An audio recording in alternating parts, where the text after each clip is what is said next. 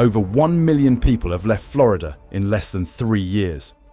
A staggering figure for a state once dubbed a retirement paradise, a place with year-round sunshine, low living costs, and hundreds of communities exclusively for seniors.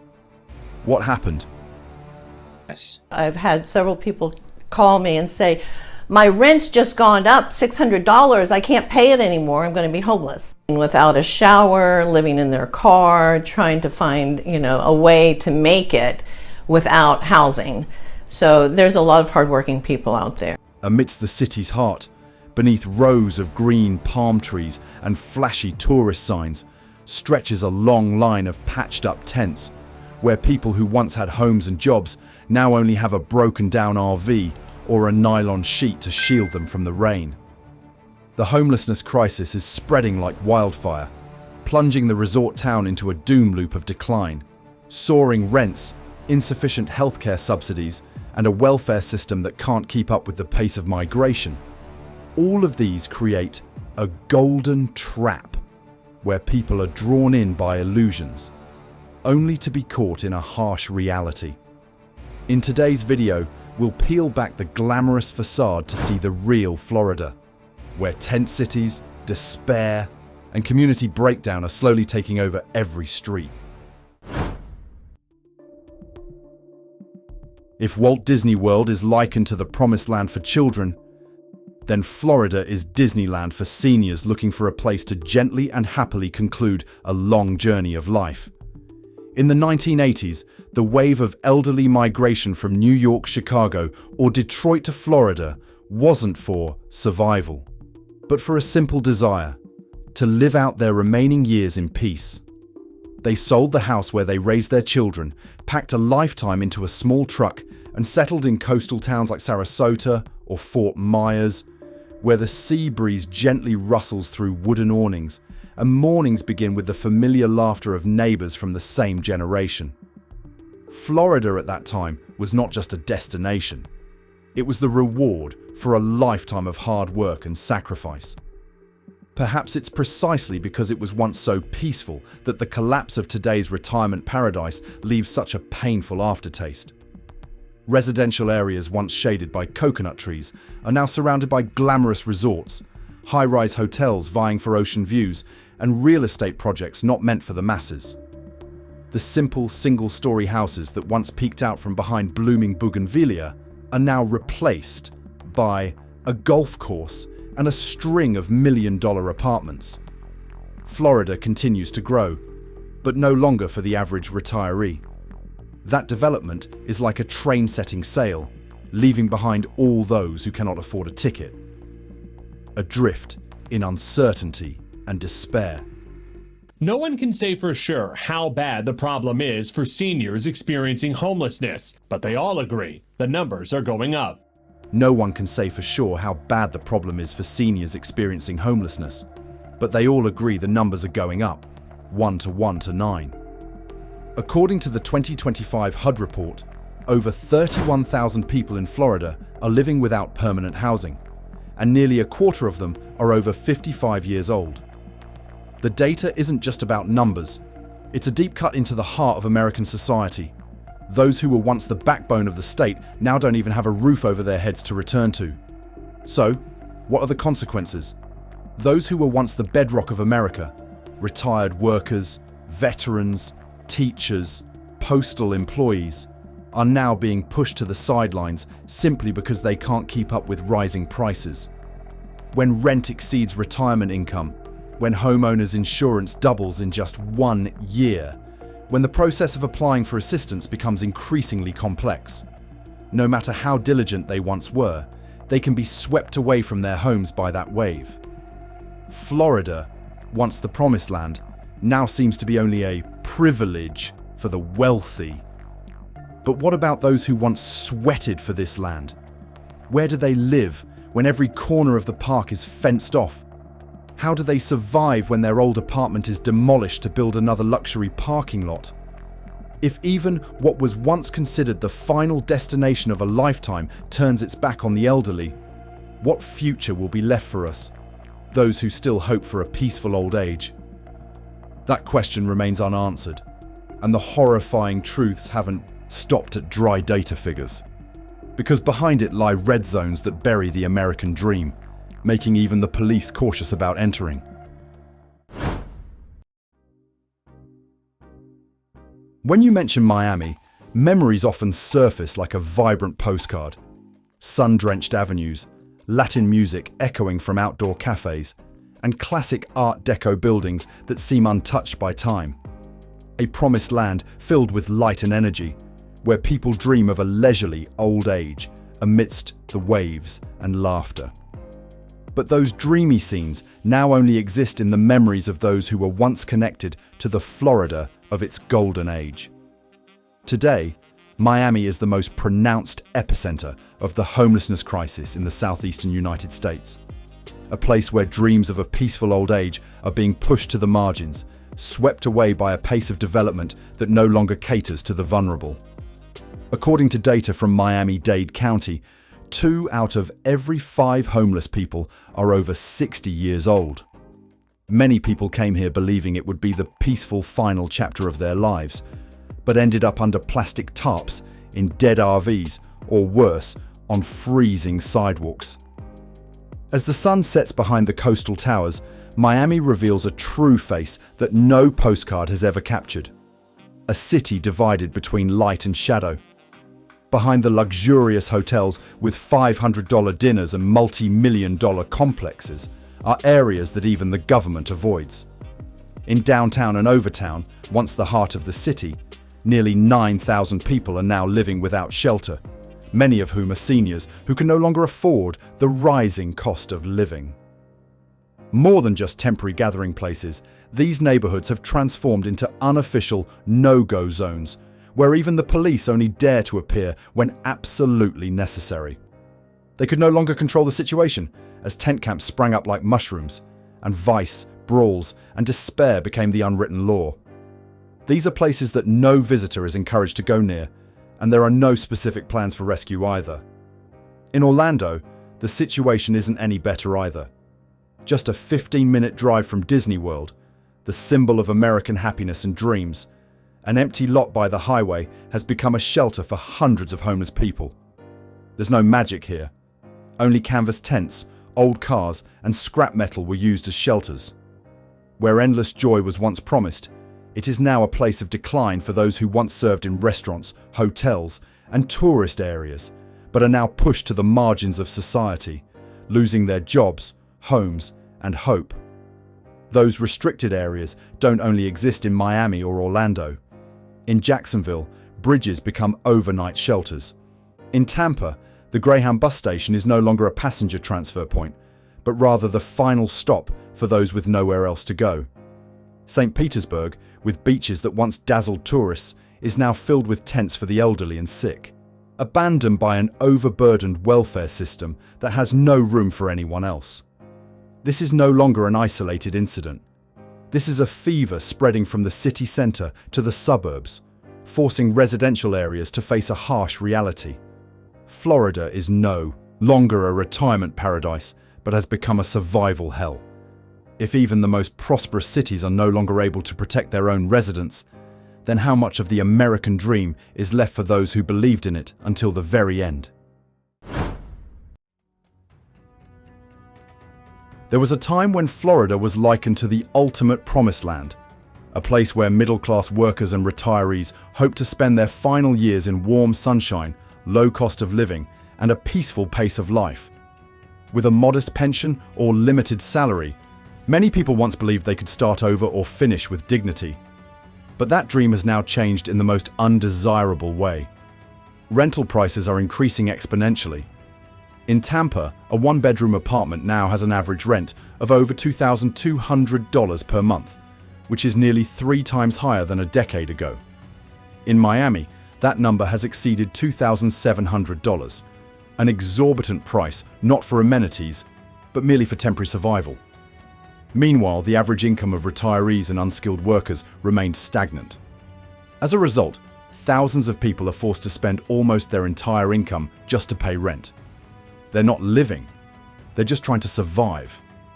At the same time, the costs of food, healthcare, and utilities are all spiraling out of control. Meat, egg, and vegetable prices are currently at their highest level in the past 20 years, according to statistics from the United States Department of Agriculture. A single mother, working over 60 hours a week, still can't afford rent and enough food for her children. Many elderly and sick families face impossible choices: stay warm or eat, buy medicine or pay the electricity bill. This is no longer a story of ordinary inflation. This is a crisis of living structure, where the cost of living has exceeded affordability, and where faith in the American dream is being eroded daily. When you do everything right, work hard, save, stay out of debt, but still can't make ends meet, it means the system is broken. And if doing things right doesn't get you anything, then who would dare to dream anymore? Part of this problem stems from large-scale real estate speculation. Corporations, investment funds, and wealthy individuals are buying up apartments in bulk and then renting them out at exorbitant prices. An apartment, then the whole building, gradually became a tool for profitable speculation rather than a place to live. Meanwhile, the Florida government barely intervened. There is no rent control, no requirement to contribute to a social housing fund, and no policy forcing developers to share profits with the community. The result is that hundreds of families, despite working tirelessly, are being evicted from their homes because they cannot keep up with the rising prices. They are not at fault. They only live in a system that has no room for fairness. In Tampa, the organization Feeding Tampa Bay stated that 1 in 6 adults are living in food insecurity. More alarmingly, 1 in 7 seniors has to choose between food, medicine, or rent. Local food banks, once a lifeline during the pandemic, are now also overwhelmed and running out of resources. It's no longer a warning, it's a reality. Long lines of elderly people queue outside Walmart or Costco supermarkets, waiting for a relief food bag. Their silver hair trembled in the 100-degree Fahrenheit heat, and they held styrofoam food containers in their hands. It's a heartbreaking image of a state that was once a symbol of abundance and dreams. Florida is no longer the fertile land that the media once portrayed it to be. It's becoming a battleground for survival, where people have to fight for every meal and every day just to have a place to sleep. When a hot meal becomes a privilege, when rent and living expenses are out of reach for most people, what will be the next normal in our lives? Does the American dream, which is the belief in fairness and opportunity, still truly exist?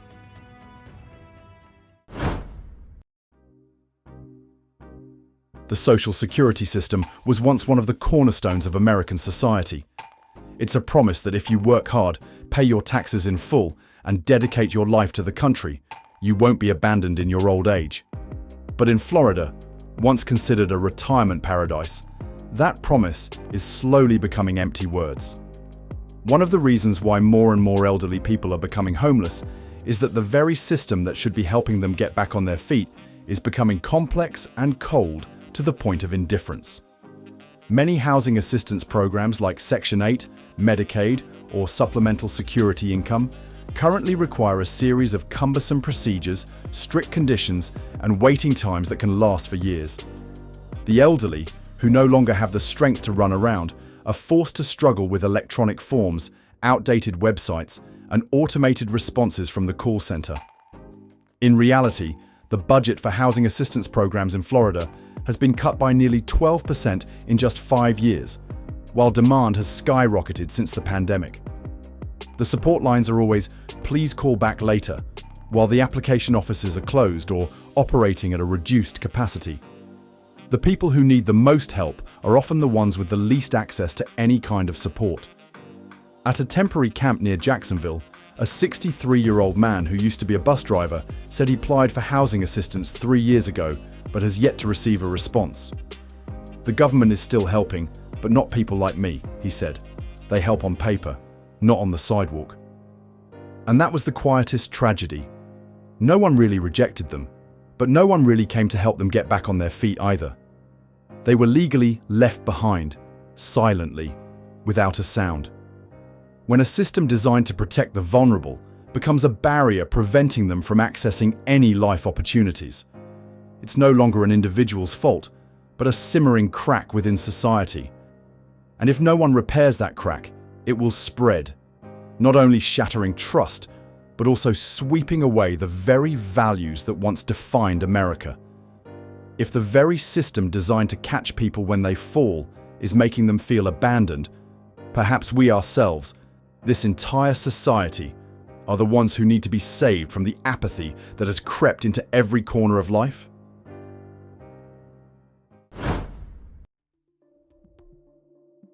Florida has long been not only a destination for American retirees, but also a place where thousands of immigrants, both legal and undocumented, flock to in the hope of a better life. They brought with them broken dreams from Central America, South America, or even neighboring states where jobs were scarce, housing was out of reach, and the promises of the American dream were now just a thing of the past. But when everyone flocked to a place once considered the promised land, that very place began to crack under the weight of expectations and reality. In areas like Homestead, Hialeah, or the outskirts of Miami, makeshift camps spring up amidst vacant lots, right next to wealthy neighborhoods enclosed by security gates and electric fences. On one side are families crammed into windowless rooms, sometimes sharing a single toilet with dozens of people. Across the way are multi-million-dollar villas with private pools and pet playgrounds. Florida seems to have become the stage for a stark paradox, where dreams and reality are no longer on the same side. The bitter truth is that the migration crisis and the homelessness crisis are no longer separate. They're merging into a vicious cycle. When newcomers couldn't survive, they spilled out onto the streets. As the streets become overcrowded, the local population, both young and old, is also gradually being pushed back by the system. The shelters are overcrowded, the budget is stretched thin, and the community, instead of uniting, begins to look at each other with suspicion and fear. Florida is not the cause.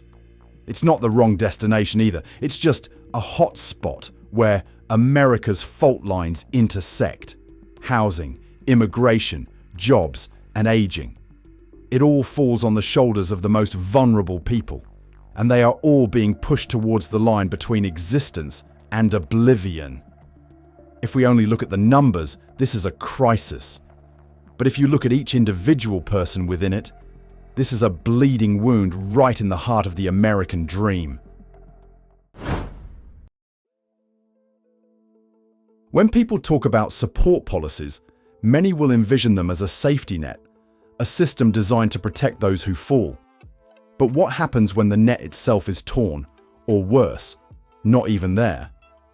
With tens of thousands of seniors living on the streets of Florida, the question is no longer, is there help?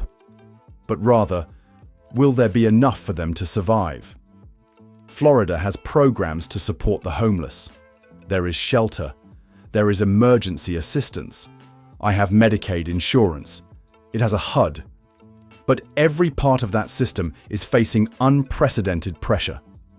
According to a 2024 report by HUD, the number of homeless people in Florida has steadily increased year after year, while federal and state budgets for Housing First programs have not increased accordingly.